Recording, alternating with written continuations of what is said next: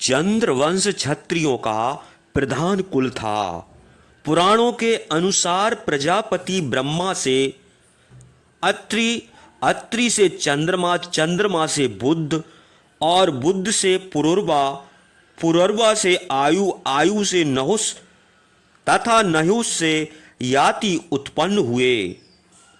इन सभी का वंश बृहद रूप से आगे बढ़ा। याति के छोटे पुत्र का नाम पुरु था। दुष्यंत राजा पुरु के वंशज थे। एक दिन उन्होंने जंगल में शिकार करते समय शकुंतला को देखा और उस पर मोहित हो गए। वे उसके पीछे काणव ऋषि के आश्रम में पहुंच गए। पूछने पर काणव ऋषि ने शकुंतला के बारे में उन्हें बताया। एक बार महर्षि विश्वामित्र की तपस्या के प्रभाव से देवराज इंद्र का आसन डोलने लगा। उन्होंने प्रमुख अप्सरा मेनका को विश्वामित्र की तपस्या भंग करने के लिए पृथ्वी पर भेजा। कठिन प्रयास से मेनका अपने कार्य में सफल हुई। तब बहुत दिनों तक विश्वामित्र के साथ रहकर मेनका ने एक सुंदर पुत्री को जन्म दिया। जब विश्वामित्र का आकर्षण टूटा तो वे पुनः तपस्या करने चले गए। स्वच्छंद स्वभाव की मेनका नवजात पुत्री को मालिनी नदी के तट पर छोड़कर देवलोक लौट आई। उसी दिन काणव ऋषि वहां से गुजर रहे थे।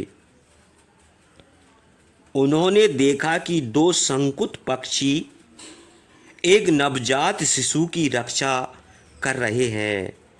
अतः उन्होंने उसका नाम शकुंतला रख दिया। फिर वे उसे अपने आश्रम में ले आए और अपनी पुत्री मानकर पालन पोषण करने लगे। यह सब जानकर शीघ्र ही राजा दुष्यंत ने शकुंतला से विवाह कर लिया। बहुत दिनों तक साथ रहने के बाद राजा दुष्यंत शकुंतला को वापस लौटने का वचन देकर अपने राज्य में चले गए।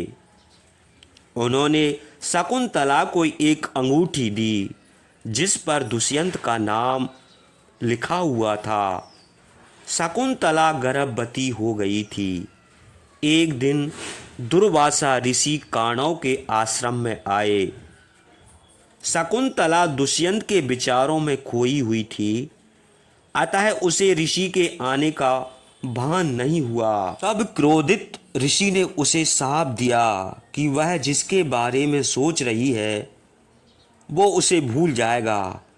क्षमा मांगने पर दुर्वासा ऋषि ने कहा कि अगर वह उस व्यक्ति द्वारा दी गई वस्तु उसे दिखा देगी तो उसे सब याद आ जाएगा। शकुंतला राजा दुष्यंत से मिलने के लिए नौका द्वारा उनके नगर की ओर चल पड़ी, मगर रास्ते में उसकी अंगूठी नदी में गिर गई और एक मछली उसे निगल गई। शकुंतला दुष्यंत के दरबार में पहुंची, लेकिन वे उसे पहचान नहीं पाए। वह आश्रम में लौट आई। वहीं उसके पुत्र भरत का जन्म हुआ। वह अंगूठी एक मछुआरे को मिली। मछुआरा उसे राजा दुष्यंत के पास ले गया। अंगूठी देखकर राजा दुष्यंत को सब कुछ याद आ गया। वे शकुंतला से मिलने के लिए निकल पड़े। उन्होंने जंगल में एक बालक को शेर के बच्चे के साथ खेलते हुए देखा।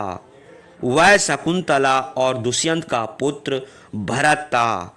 बाद में भरत महान राजा बने और कौरव पांडव उन्हीं के वंशज थे।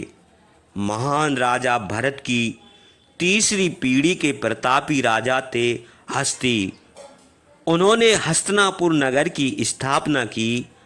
राजा हस्त की छठी पीढ़ी में राजा कुरु हुए, जिनके नाम से कुरु वंश चला। कुरु की छठी पीढ़ी के बाद राजा शांतनु हस्तिनापुर की गद्दी पर आसीन हुए। एक दिन महाराज शांतनु शिकार के लिए गए। वे शिकार की खोज में काफी दूर तक चले गए। अचानक उन्हें गंगा नदी के किनारे एक खूबसूरत स्त्री दिखाई दी। वे उसकी ओर आकर्षित हो गए। फिर उसे अपना परिचय देते हुए कि वे उससे विवाह करना चाहते हैं। वह स्त्री नदी देवी गंगा थी। गंगा ने कहा कि मैं आपसे विवाह अवश्य करूंगी, परंतु मेरी एक शर्त है महाराज, आप मेरे किसी भी कार्य में ना तो हस्तक्षेप करेंगे और ना ही मुझसे उस कार्य का कारण पूछेंगे। महाराज शांतनु सहमत हो गए और दोनों ने विवाह कर लिया। देवी गंगा हस्तिनापुर में अपने पति के साथ सुख से रहने लगी।